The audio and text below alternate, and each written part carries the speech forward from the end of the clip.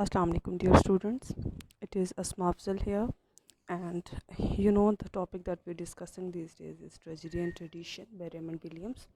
I hope you could understand the previous lecture. If there are any queries, you can ask me anytime. In this lecture, we will talk about neoclassical onwards. In the previous lecture, we started tragedy and tradition, and we discussed three major tragedies that were classical tragedy, medieval tragedy, and Renaissance tragedy. Now we'll move forward and we will take it a little forward. In this lecture, we'll start from neoclassical tragedy and we will take it up to the modern tragedy. If we talk about neoclassical tragedy, it was basically what you can say a revival of the classical tragedy. The spirit was this, that it was thought that the classical tragedy is like the hallmark of tragedy, and it is something that is in absolute perfection, so we must achieve that sort of perfection. So neoclassicists basically believed that in order to achieve perfection in tragedy, we need to revive those classical notions of tragedy back. So it was their attempt that they wanted to revive the classical tragedy, but it is thought, and Raymond Williams also agrees with this, that new classicists basically were classical only, what you can say, apparently, but they were not classicists in the real sense. If we talk about classical tragedy, we see that there the tragic hero was considered again to be a person who holds a dignified stature and who is a very noble person. But what is different over here is that uh, a dignified man is considered to be a man of style, somebody who holds a special position. In the classical tragedy, that position was associated with the stature only, and somebody who held upper rank in the society was considered to be a noble person, and that could be the one suitable for tragic hero only. But here this was not so, as we've already discussed that tragedy of any particular era represents the cultural and social norms, faiths and beliefs of that particular era. So since the neoclassical time period was not classical in the real spirit, people's beliefs, their notions, their thoughts, their education, their culture was different from the classical. So of course the tragedy couldn't be the same one. And since we are talking about a dignified position in classical tragedy, and appearance was something that was considered to be more important, so there was a very special focus upon the embellished language also. The language in which the tragedy was written was focused very much. The concept of dignity also changed. Apparently, in the beginning, it was considered that dignity was only associated with stature and rank, but with the passage of time, because of the change in cultural ethics and norms of the society, it also changed. The concept of dignity changed, and now it was basically the behavior of a person that was more important. If someone is behaving in a very dignified manner, then that person is considered to be a dignified person. But if somebody from a very high rank in the society does not behave well, that particular person would not be considered a dignified person. So now, and even an ordinary man could behave in a dignified manner, and even an ordinary man could be taken as a dignified person. So an ordinary man can be a subject matter for tragedy, can be taken as a tragic hero. Now we see that in the Renaissance tragedy, we saw that the secularization of tragedy had begun, and now the focus was turning towards morality and towards ethical substance, and less focus was given to the metaphysical elements, fate, gods and supernatural elements, etc. So if we look at the spirit of neoclassical tragedy, we also find out that it is not metaphysical in nature but moral in nature. So here also we find a clash between classical tragedy and neoclassical tragedy, and these are the basis upon which Raymond Williams says that neoclassical tragedy is classical only in its name and not in its essence.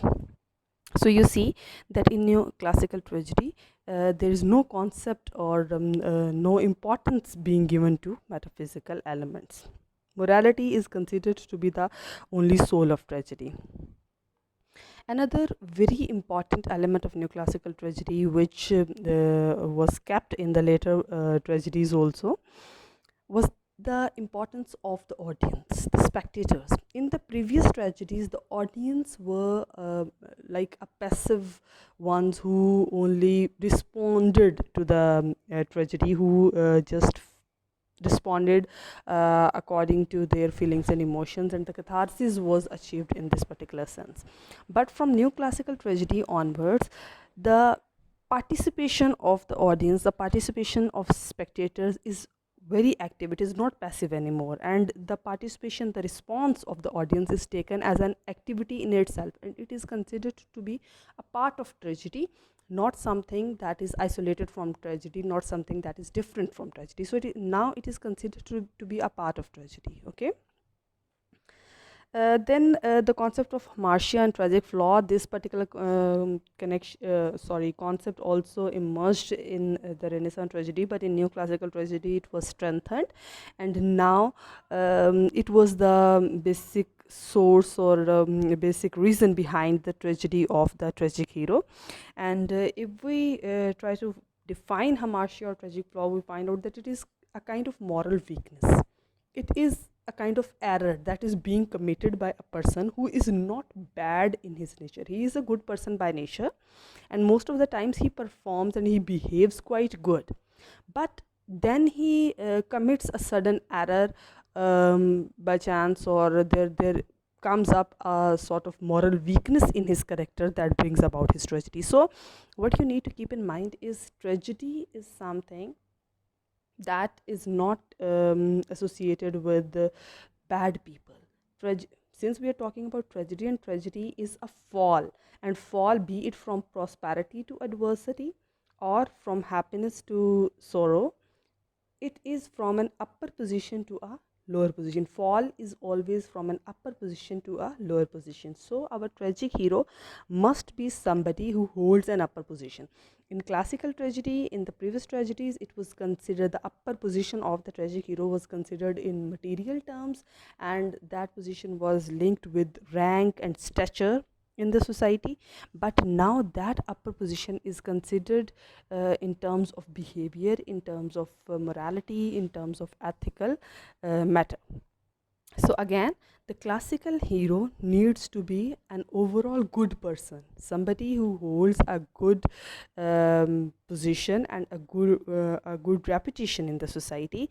But then he commits some sort of error, or there emerges a sort of moral weakness in his character, and due to that weakness, his tragedy is basically happened. Then the next type or contribution towards tragedy is that of Lessing. Uh, Gotthold Ephraim Lessing was a German writer, a German philosopher, and he also contributed a lot in terms of tragedy, and he gave his own viewpoint of tragedy, because he was an art critic also, and he was a dramatist. So he had a quite good connection with the literature also, and he gave his own theory. Let us see what he says. Lessing was basically a representative of Enlightenment era, and he was the first dramatist and comedy playwright of Germany. So he is among the pioneers of the drama of Germany, German drama. If we talk about Lessing's contributions, we find out that he gives a theoretical rejection of neoclassicism. He was the first one who basically presented this notion that neoclassicism is basically a false classicism, because it is classical only in its name and not in its spirit. And Raymond Williams also agree with him. Then he also gave a defense of Shakespeare, and he supported Shakespearean sort of tragedy to be a good sort of tragedy. And he was also an advocate of bourgeois tragedy, a tragedy of the middle class. Uh, Again, this is the same point that I've already discussed, that according to Lessing, new classicism was a false classicism, because he thought that new classicists basically were wrongly trying to be as good and as precise as the classical writers were, but they cannot be. Even if they try very hard, they cannot be as exact and as precise as the classical writers were. What is the reason? The reason is simply that now the time period has changed, the people have changed, the culture, the norms, the beliefs, the ethical substance, everything has changed. So how can we represent our society in an accurate way by using the terminologies, by using the terms and subject matter of an era that has long passed? We cannot actually bring classical tragedy back into this particular era, because now people are quite different. Now the requirements of tragedy are different, because we agree on one particular point, and that is that tragedy or any other form of literature or art for that sake, it is basically a representation of the era, culture, norms of that era. Okay, so we need to be sure about that. So new classicism couldn't be classical in its spirit. Then he says that the classicists and new classicists basically differ in the contents of tragedy. They have adopted the same style. The new classicists have basically adopted the same style as was used by classicists. So apparently they are same as the classical writers were, but in spirit, in the content, in the subject matter, they are different. Why? Because of course the society has changed, the norms have changed, the culture has changed. Now they cannot find that subject matter, that sort of content in their surroundings. Now everything has changed, life has changed, so of course we cannot find that kind of content. So the major difference between classicists and new classicists is in terms of content, in terms of subject matter, and the only similarity between the two is in terms of style. So again, it comes to the point that they are similar in appearance but different in spirit. Then Lessing is also a supporter of the fact that Shakespeare is the real inheritor of Greek tragedy. Here, what we need to keep in mind is that previously we saw that Raymond Williams himself also rejected Shakespeare as an inheritor of classical tragedy, Greek tragedy. He did not consider him to be a true inheritor of Greek tragedy, because he thought that he was basically bringing up a new sort of tragedy. Shakespeare was bringing up a new sort of tragedy. But for Lessing, he takes Shakespeare as a real inheritor. Now, how does he take him as a real inheritor? He believes that for an inheritor, it is not necessary to bring up the exact same thing. He inherits certain elements and then he modifies them according to his age, according to his era, and he presents them in that particular way. So this is exactly what Shakespeare did. Shakespeare took the classical elements and he modified them a little according to the requirements of the society, according to the requirements of his own age and era, and then he presented it. He did not basically leave the classical tragedy. So that is why he is considered to be a real inheritor of Greek tragedy. But these are the point of view of Lessing. Then comes secular tragedy. The secularization process, as I've already told you, it basically began in the Elizabethan time periods, in the Renaissance tragedy, and it is considered that the only truly religious drama was Greek. The only drama that was truly religious in all sort of terms was only the Greek drama. After the Greek drama, all the sorts of dramas were not religious in the true sense. The secularization process basically started in Elizabethan time period, and it is considered that all drama after Renaissance is secular in its nature. If we talk about Elizabethan drama, we see that it was secular in practice but retained Christian consciousness. There was a Christian consciousness. The religion was not totally abandoned, but it was not given that much importance also. Okay, so we see that the practice of the Elizabethan drama was secular in nature, But the religion was not abandoned altogether. There was a Christian consciousness that was apparent in the Elizabethan drama. However, the new classical drama is considered to be the first stage of substantial secularization. It is considered that the secularization process basically began with Elizabethan drama, because it was the first point when the religion was not being given that much importance, but it was still being given a little importance. But in the new classical time period, the process of the substantial secularization actually started, what you can say, officially or properly. If we talk about a new classical age, we find out that new classical age is an age of peace, prosperity, and secularism. These three are the major elements, major features of the new classical age. In the second, since we are talking about secular tragedy, and now the religion was not given that much importance, so what could be the, what you can say, basis of tragedy, basis of justice in secular tragedy? So here comes up the concept of poetic justice. According to poetic justice, what happens is that whoever does good is being rewarded, and whoever does bad is being punished. So suffering comes as a consequence of some moral error. If you commit some sort of moral error, you will have to suffer. And if you perform good deeds, if you are virtuous in nature, then you will receive happiness. So happiness is a consequence of virtue, and suffering is a consequence of errors or vice. Okay, so this is the concept of poetic justice, and poetic justice is the base of secular tragedy. The entire secular tragedy is standing upon this particular concept. The next major philosopher that we'll discuss is George Wilhelm Friedrich Hegel. He was also a German philosopher, and his major areas of interest were philosophy of history, political philosophy, logic, and aesthetics. And he also contributed a lot in terms of tragedy. He gave his own point of view, and Raymond Williams presented his point of views, also incorporated in his concept.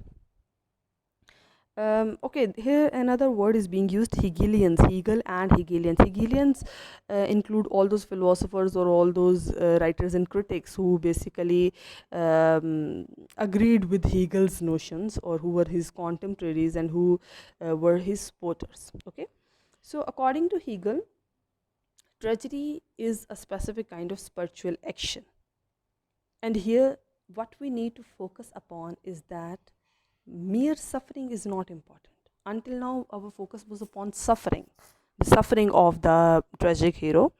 That was more important. But for Hegel, he says that only suffering is not important. What is more important is the causes of that suffering. What is causing that suffering? Our focus should be upon the causes of the suffering, because only then we will be able to avoid those causes and abandon those particular traits or those particular habits from our lives that will basically bring about a true revolutionary catharsis in the audience.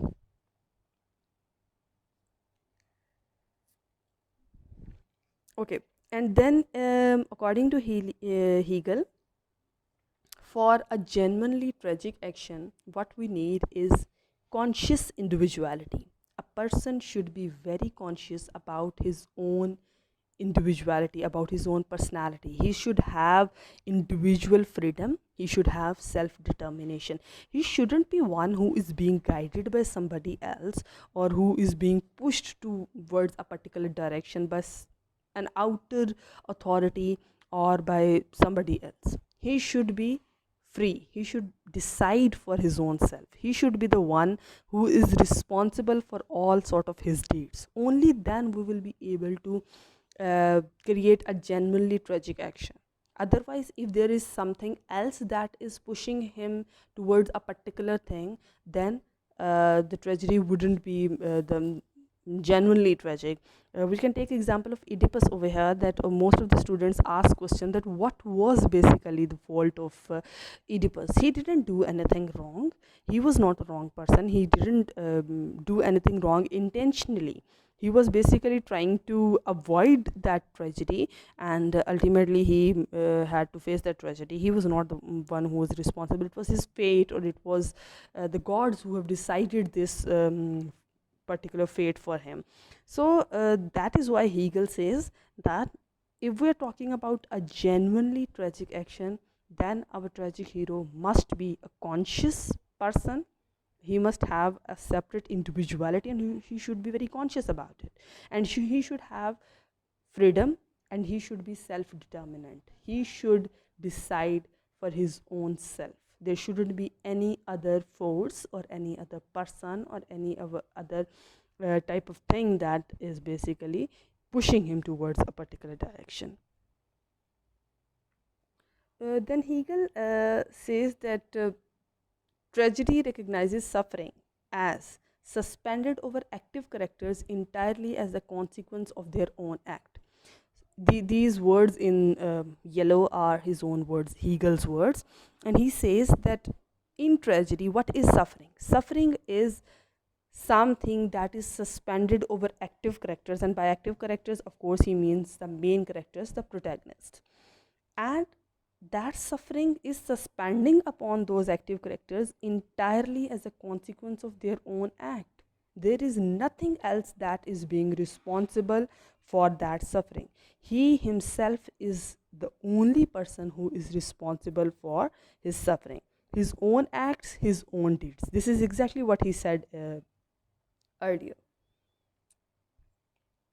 So according to him, what is modern tragedy? Modern tragedy is something that is wholly personal, that is brought about by a person's own deeds and actions, and it is something that is not interested in abstract ethical questions.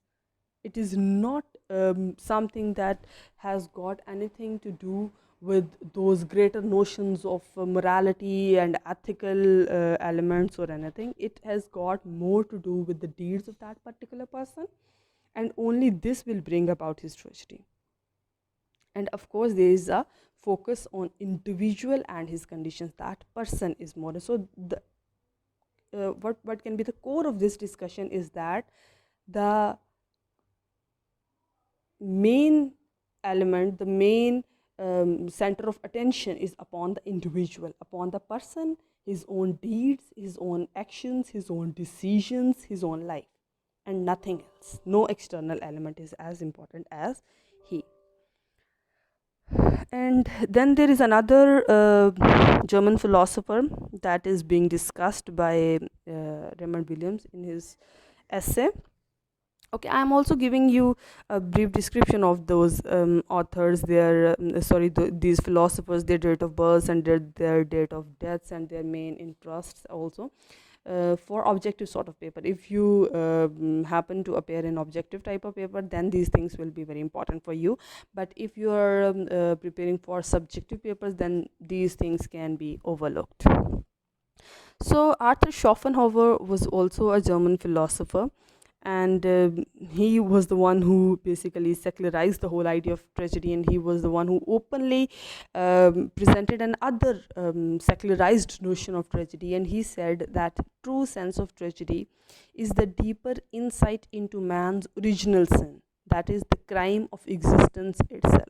So he had this thought that the tragedy that a man faces in his life is because of his original sin. And what is the original sin? The crime of existence itself. The original sin basically refers to the sin committed by Adam and Eve, that they went near the tree and they ate the fruit of that tree that was forbidden, and so they were punished, and as a result of their punishment they were sent to earth, and now all of their children are basically going through that particular suffering. They are being punished because of that original sin.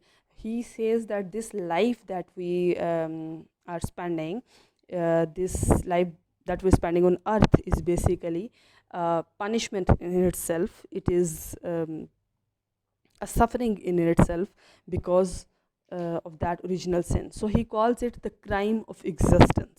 So he says that all the sorts of tragedy, we cannot link these tragedies with anything, our personal deeds or actions or anything for that matter, because we are destined to face this tragedy because of that original sin.